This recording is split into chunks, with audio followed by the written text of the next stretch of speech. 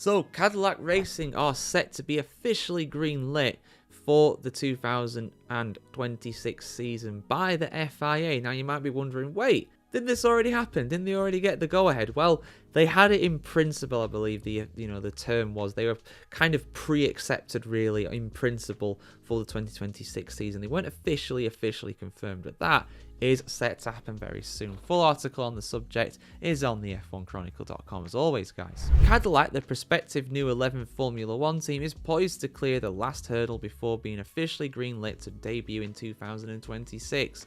Following an intense saga that even triggered the US government to investigate, F1 owner Liberty Media finally decided to let the project initially instigated by Andretti proceed.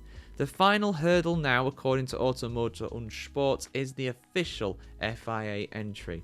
The Paris-based federation originally approved the Andretti Cadillac application 2 years ago, so a new application process is now in play.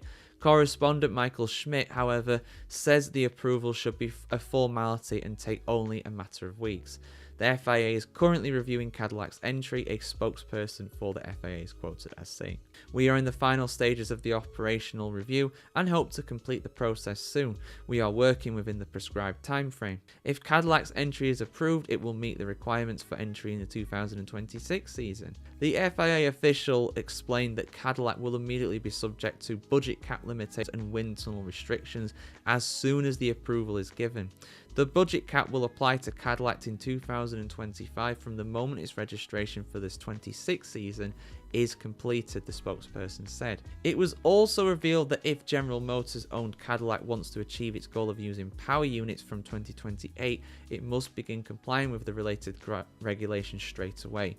Under current regulations, said the FIA official, power unit manufacturers must comply with the required restrictions, including bench testing, at least 3 years before the planned entry. This will be the latest possible date to note the FIA. So basically, to get an engine on the ground in the car for 2028, they need to announce that to the FIA this year.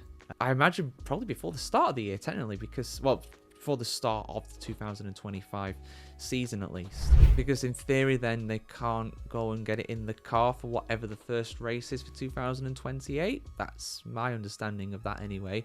So I imagine they'd have to do that in February because, I mean, we never know with F1 with their calendar, but I would imagine that the F1 calendar will not start in 2028 in February. It will actually start in terms of a race point of view, because obviously testing is different.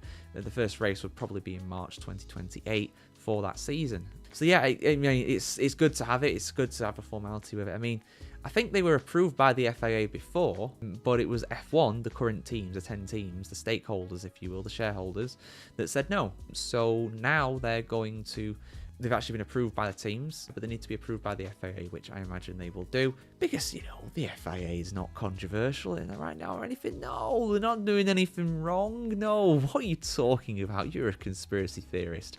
Go check out my video on what the FIA has been doing recently, though, with their criticism laws, because I'm not criticizing. I'm just stating facts. I do criticize a lot. I'm not a part of the FIA, obviously, so, you know, you can trust me to be honest about these things. I'll always give my opinion about it. And my opinion about Cadillac more broadly is that it's fantastic they're joining. I want to see an 11th team in Formula 1. I wish they were joining for this season coming up, to be frank. Obviously, they need time to prepare for it and everything, and it makes sense they want to come in for the new regulations because it's effectively a clean slate for everybody. So best of luck to them. I hope they become an engine supplier, whether it's a Chevrolet engine, a Corvette engine. Are they part of GM? I always get confused with politics and American car ownership and stuff. I believe they are, though. But yeah, I imagine they want to brand it as another brand, potentially under the umbrella of GM. But hey, guys, what should they call it? That'll be the question I'll end the video on. What should they call their engine? Should it be Cadillac? Should it be something else? Thoughts in the comments below.